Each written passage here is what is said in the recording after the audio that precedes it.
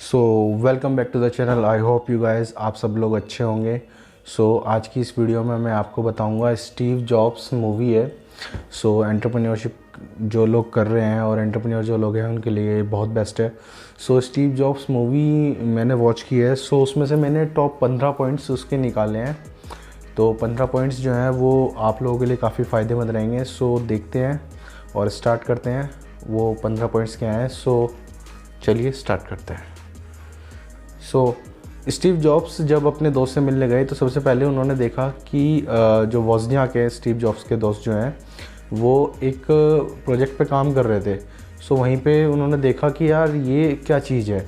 तो उन्होंने देखा कि ये तो यार एक बहुत रिवोल्यूशनरी आइडिया है। तो उन्होंने उस कीबोर्ड को उससे जो वहाँ पे मॉनिटर पड़ा हुआ था तो उससे जब उन्होंने कनेक्ट किया तो उनके माइंड में एकदम से स्पॉन्टेनियसली एकदम कनेक्ट हुआ कि ये तो बहुत ही रेवोल्यूशनरी आइडिया है।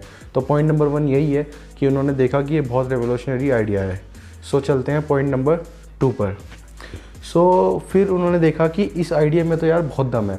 उन्होंने थोड़ा बहुत इधर उधर देखा, रिसर्च किया तो देखा कि IBM एक कंपनी थी है अभी भी। IBM उस टाइम पे कंप्यूटर बनाती थी, बट लेकिन कंप्यूटर वो बहुत महंगे बनाती थी, बहुत कॉस्टली होते थे वो कंप्यूटर। और वो जो कंप्यूटर्स होते थे वो स्पेशली जो कॉर्पोरेट्स होते थे, बड़े बड़े कॉर्पोरेट्स होते थे, उनके लिए वो कंप्यूटर बनाते थे।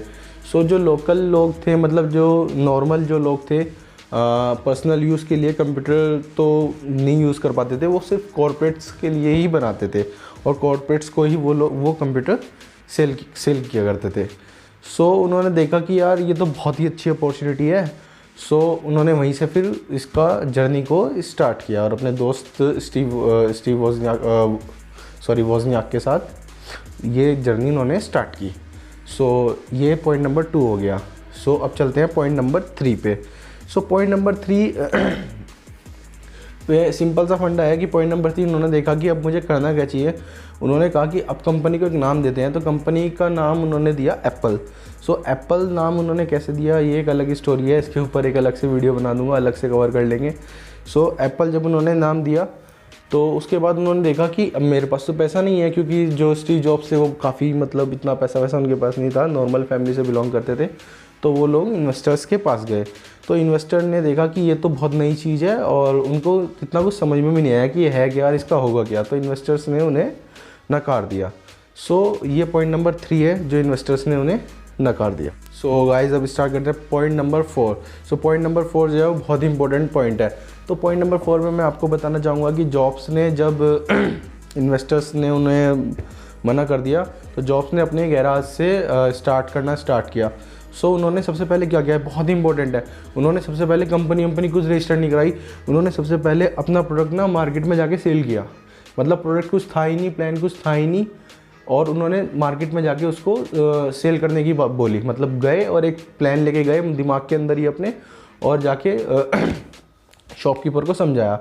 तो शॉपकीपर ने यस बोला और उन्होंने पहले प्रोडक्ट सेल किया। मेन इंपॉर्टेंट ये है, शॉपकीपर ने यस बोला, फिर प्रोडक्ट सेल किया पहले, और फिर दोबारा उसकी मैन्युफैक्चरिंग और असेंबलिंग स्टार्ट की। तो ये मेन पॉइंट था कि पहले मार्केट में जाके प्रोडक्ट सेल कर दिया, फ्यूचर में प्रोडक्ट सेल कर दिया, और देन फिर उसकी मैन्युफैक्चरिंग और आपका असेंबलिंग स्टार्ट की। जो आज की कंपनियां करती हैं, टेस्ला क्या करती है, टेस्ला अपनी जो भी गाड़ियां बनाती है वो सबसे पहले फ्यूचर में उसको सेल करती है। एक बड़ा इवेंट ऑर्गेनाइज करके फ्यूचर में उसको सेल करती है और देन फिर उसकी मैन्युफैक्चरिंग और असेंबलिंग स्टार्ट करते हैं। तो ये बहुत ही बड़ा पॉइंट है इसके अंदर, पॉइंट नंबर 4 जो मैंने सीखा इस मूवी से, कि फ्यूचर में सेल करो और देन फिर आप उसकी मैन्युफैक्चरिंग और असेंबलिंग स्टार्ट करो। तो इसमें ना रिस्क जो होता है वो आपका कवर अप हो जाता है इसमें आपको। तो पॉइंट नंबर 5 जो इसमें है, पॉइंट नंबर 5 इसमें क्या बताता है, तो बिज़नेस जब आप कोई भी काम करते हो, बिज़नेस करते हो, स्टार्टअप करते हो, तो उसमें बहुत सारी प्रॉब्लम्स आती हैं। तो आप उसमें कहीं ना कहीं स्टक हो जाते हो, कहीं ना कहीं रुक जाते हो। जॉब्स ने क्या किया, जब भी वो कहीं पे भी स्टक हुआ, कहीं पे भी रुका, तो जॉब्स ने सबसे पहले यही देखा कि इस प्रॉब्लम को सॉल्व कौन करेगा मेरी। और जॉब्स के पास पैसा तो था ही नहीं, तो जॉब्स ने फ्यूचर में ही प्रॉफिट बेच दिया। यानी कि ये प्रोडक्ट जब मार्केट में बिकेगा, इससे जो कमाई होगी उसका मैं 25% या 50% या कुछ एनीवे थोड़ा बहुत पैसा मैं उनको दे दूंगा। और बहुत से दोस्तों ने तो जॉब्स की फ्री में हेल्प की, है ना। तो फ्री में ही उन्होंने उनसे हेल्प की, क्योंकि जिसके पास जो भी नॉलेज थी, स्किल थी, या जिसके पास जो भी कुछ था कि हाँ भाई वो ये काम कर सकता है, स्किल थी उनके पास, तो उन्होंने जॉब्स की फ्री में हेल्प की, क्योंकि जॉब्स ने इतनी अच्छी अपनी मार्केट बना रखी थी। जॉब्स पहले से ही बहुत अच्छे माइंडेड पर्सन थे, बहुत ही अच्छे माइंड उनका बहुत शार्प था शुरू से ही। तो इस पॉइंट से यही है कि सीधा सीधा कि नीड हेल्प अपनी आप देखो कि आप बिज़नेस में जहाँ भी स्टक होते हो या स्टार्टअप में जहाँ भी स्टक होते हो, तो देखो कि आपकी हेल्प कौन करेगा। तो ये मोस्ट इम्पॉर्टेंट है, नीड हेल्प। जहाँ भी अटको देखो कौन करेगा इस काम को, ठीक है। डेलीगेट करो उस काम को। अगर आप बहुत काम कर चुके हो या फिर काफ़ी काम आपके पास आ गया है, तो उस काम को डेलीगेट भी करने की कोशिश करो, मतलब दूसरों को देने की भी कोशिश करो, बट नीड हेल्प फर्स्ट। क्योंकि जब आप छोटे होते हो तो आपको हेल्प की बहुत ज़रूरत पड़ती है, क्योंकि पैसा नहीं होता उस टाइम पे, तो हेल्प ही बहुत ज़्यादा काम की होती है। ये पॉइंट नंबर 5 है, बहुत इंपॉर्टेंट है, और इसे दोबारा सुनना, रिपीट कर करके इस वीडियो को। सो ये पॉइंट नंबर 6 है इसका। तो पॉइंट नंबर 6 इसमें यही बताता है कि आपका जो प्रोडक्ट है वो आपको बेस्ट दिखाना है, ठीक है। आप जिसको भी सेल कर रहे हो अपना प्रोडक्ट, तो वो आपको ना अपना प्रोडक्ट आपको अपना बेस्ट दिखाना है प्रोडक्ट, ठीक है। तो जॉब्स ने जब शुरू में सेल किया अपना पहला प्रोडक्ट, फ्यूचर में जब सेल किया, तो बहुत सारी प्रॉब्लम्स उनके सामने आई। तो उनको समझ में आ गया था कि लोगों को ना बेस्ट ही होता है, उन्हें खरीदने, उनके दिमाग में एक पिक्चर बनानी पड़ती है, तभी वो तुम्हारा प्रोडक्ट खरीदेंगे, अदरवाइज़ वो नहीं खरीदेंगे। फ्यूचर में बहुत ही अच्छी इमेजिनेशन दिखानी पड़ती है सामने वाले को, तभी वो तुम्हारा प्रोडक्ट खरीदेगा, नहीं तो वो क्यों तुम्हारे अंदर इन्वेस्ट करेगा। तो जॉब्स को ये बात बहुत पहले समझ में आ चुकी थी।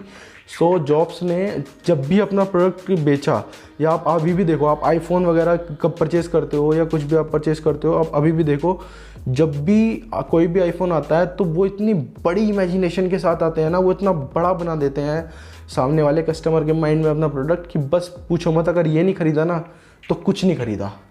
तो ये चीज़ जॉब्स बहुत पहले ही कर चुके थे, और बहुत पहले से ही ये चीज़ चलती आ रही है, उनकी कोर वैल्यूज़ में है कि जब भी अपने प्रोडक्ट को सेल करो या अपनी सर्विस को सेल करो, उसको फ्यूचर में बहुत बड़ा बना के सेल करो। ये बहुत ही अच्छा पॉइंट है। और हाँ, इसके अंदर एक चीज़ इन्होंने और ऐड की, कोई भी आपका चैनल पार्टनर हो, आप उसकी हेल्प करो कि वो उस प्रोडक्ट को कैसे सेल करेगा और किस तरीके से उसको सेल करेगा और वो कैसे उसमें प्रॉफिट अर्न करेगा। ये भी जॉब्स ने बहुत अच्छा उस टाइम पे फॉर्मूला निकाला था, और यही चलता रहा है। ये कोर वैल्यूज़ हैं एप्पल कंपनी की। सो ये पॉइंट नंबर 7 है, और यकीन मानो ये मोस्ट इम्पॉर्टेंट पॉइंट है। इसको समझ लिया ना भाई तो लाइफ जिंगा लाला है, बहुत इंपॉर्टेंट पॉइंट है।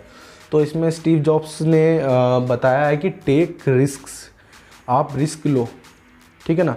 तो आप ना रिस्क लो, बहुत भयंकर रिस्क लो, जितना भयंकर रिस्क लिया जा सकता है उतना भयंकर रिस्क लो। और जो आपकी जो प्रोडक्ट आप सेल कर रहे हो या आप जो सर्विस आप सेल कर रहे हो, अगर आपको उसको रिक्रिएट करना पड़े, रिक्रिएट का मीन्स ये होता है कि अगर उस प्रोडक्ट या सर्विस को आपको दोबारा से ज़ीरो से बना के लॉन्च करना पड़े, तो आप करो, और ये चीज़ आपको बहुत आगे ले जाएगी। इनोवेटिव थिंकिंग में ये चीज़ आ जाती है। सो अगर आपको कोई भी सर्विस को जो अभी एग्जिस्टिंग, आप उससे पैसा कमा रहे हो, ठीक है, लेकिन अगर आपको उसको दोबारा से ज़ीरो से क्रिएट करना पड़े तो आप उसको करो। सो इस पॉइंट में ना उलझे तो मैं इसमें आपको बता देता हूँ कि जॉब्स का सीन ये था कि आप ना कैश काउ, जो आपके कैश काउ प्रोडक्ट हैं उनको आप अपने पास बना के रखो। यानी कि अगर आपके पास 4 प्रोडक्ट हैं, ठीक है, आपकी कंपनी में 4 प्रोडक्ट हैं और आप उन्हें सेल आउट कर रहे हो, ठीक है, तो 4 में से आपके 2 प्रोडक्ट जो हैं वो कैश काउ है, यानी कि कंटिन्यूसली वो मार्केट में सेल आउट हो रहे हैं, बिक रहे हैं और उनसे पैसा आपको कंटिन्यूसली आ रहा है। तो उन 2 प्रोडक्ट पे कभी भी रिस्क ना लो, उनको चलते रहने दो, क्योंकि वो आपकी कंपनी की बैलेंस शीट बनाए रखेंगे और आपके शेयर होल्डर्स को कंपनी में टिकाए रखेंगे, और आपके एम्प्लॉयज़ की सैलरी, खर्चा, जो भी कुछ है वो कंपनी को मार्केट में खड़ा रखेंगे, वो कैश काउ प्रोडक्ट। बाकी का आप जो है, जो 2 प्रोडक्ट बाकी के आपके चल रहे हैं, आप उन्हें बंद कर सकते हो, उन पे आप रिस्क ले सकते हो। लेकिन इनोवेटिव प्रोडक्ट्स और इनोवेटिव सर्विस आपको कंटिन्यूसली लॉन्च करनी ही पड़ेगी अगर आपको मार्केट में लीडर बन के रहना है, नंबर 1 लीडर बन के रहना है। जॉब्स का सीधा सीधा सा फंडा यही था कि जॉब्स ने कभी भी थिंक डिफरेंट, ठीक है ना, जॉब्स ने कभी भी अपने इनोवेशन, जो उनका प्रोडक्ट में जो इनोवेशन, जो टेक्नोलॉजी वो देना चाहते थे, कभी भी उस चीज़ से कॉम्प्रोमाइज़ नहीं किया। जॉब्स की सबसे अच्छी खास बात ही यही रही। और टेक रिस्क, बहुत बड़े रिस्क टेकर हैं। मैकेंटोश वगैरह शुरू में लीज़ा प्रोडक्ट लॉन्च हुए थे, ये सब प्रोजेक्ट इतने खास चले नहीं थे, बट लेकिन वो रिस्क लेते गए। ठीक है, वहाँ पे उन्होंने क्या गलती की थी कि उन्होंने उस टाइम पे पूरी कंपनी को रिस्क में डाल दिया था। उस इनोवेशन को लॉन्च करने के लिए पूरी कंपनी को रिस्क में डाल दिया। देन उनको समझ में आया कि यार मुझे रिस्क तो लेना है, बट मुझे कैलकुलेटेड रिस्क लेना है। तो उन्होंने अपने जो कैश काउ प्रोडक्ट है उन पे कभी भी नहीं रिस्क लिया, और जो अदर उन्होंने प्लानिंग की, अदर प्लानिंग के थ्रू वो चलते गए, और अदर प्लानिंग के थ्रू ही उन्होंने अलग अलग इनोवेटिव आइडिया निकाले। जैसे एप्पल जो है वो कंप्यूटर तो बना ही रहा था, कंप्यूटर तो सेल कर ही रहा था, बट लेकिन जॉब्स ने आईफोन लॉन्च किया, आईपैड लॉन्च किया, आईट्यून्स लॉन्च किया। ठीक है, ये क्या थे? ये जो थे एक्स्ट्रा इनोवेटिव प्रोडक्ट थे जो रिस्क लेके बनाए गए थे, बट लेकिन अपनी कैश काउ के साथ जॉब्स ने कभी खिलवाड़ नहीं किया। ये चीज़ उनको बहुत पहले समझ में आ गई थी, और ये कहानी तब की है जब स्टीव जॉब्स एप्पल से फायर नहीं हुए थे। उससे पहले वो यही गलती करते थे, और इसी गलती की वजह से वो एप्पल से फायर हुए थे। ठीक है, देन फिर एप्पल में जब दोबारा से गए वो CEO बने, तो फिर उन्होंने ये गलती दोबारा से रिपीट नहीं की। तो जो भी आप इनोवेशन कर रहे हो, या जो भी आप प्रोडक्ट की इनोवेशन या सर्विस की इनोवेशन कर रहे हो, सो अपने टाइम से, यानी कि प्रेजेंट टाइम आपका जो भी चल रहा है उससे 5 से 10 साल अहेड आगे की आप इनोवेशन करो। क्योंकि प्रोडक्ट को लॉन्च होने में, उस सर्विस को मार्केट में टिकने में, और लोगों के माइंड में गैप करने में ही 1 से 1.5 साल निकल जाता है। ठीक है, और उसके बाद बहुत सारी चीज़ें होती हैं, सर्विसेज लॉन्च करना, बहुत सारे जो स्टेप्स होते हैं वो सब करने में टाइम लगता है। सो जब भी आप सर्विस को अपनी लॉन्च करो तो 5 से 10 साल अहेड आगे के लिए उस इनोवेटिव आइडिया को या उस इनोवेटिव सर्विस को लॉन्च करने की कोशिश करो कि मेरा आइडिया आज से 10 साल बाद भी चलेगा या नहीं चलेगा। जो भी आप रिस्क लोगे साइड इनोवेशन का कम से कम भी 10 ईयर अहेड होना चाहिए। जिस टाइम पे जॉब्स ने एप्पल बनाया था ना, तो उसने 10 साल आगे की सोची थी। आज देख लो आप, आज की डेट में जितने भी फ़ोन्स आ रहे हैं ना, सब कॉपी कर रहे हैं। उस टाइम कीपैड चलता था और उन्होंने टच स्क्रीन उस टाइम लेके आए थे, और आज देख लो आप इनोवेशन 10 ईयर्स 20 साल आगे की सोचते थे वो लोग। तो यही मैं आपसे कहना चाहता हूँ कि रिस्क लीजिए, लेकिन कैलकुलेटेड रिस्क लीजिए। कैश काउ को अपनी ज़िंदा रखिए, जो आपके कैश काउ है, कैश काउ प्रोडक्ट है, उन्हें ज़िंदा रखिए। साइड इनोवेशन आप करते रहिए। यही 7 पॉइंट है, और यही मोस्ट इंपॉर्टेंट पॉइंट है इस मूवी का। इसके ऊपर स्टीव जॉब्स की पूरी ज़िंदगी दांव पे लग गई थी, इसी पॉइंट के ऊपर।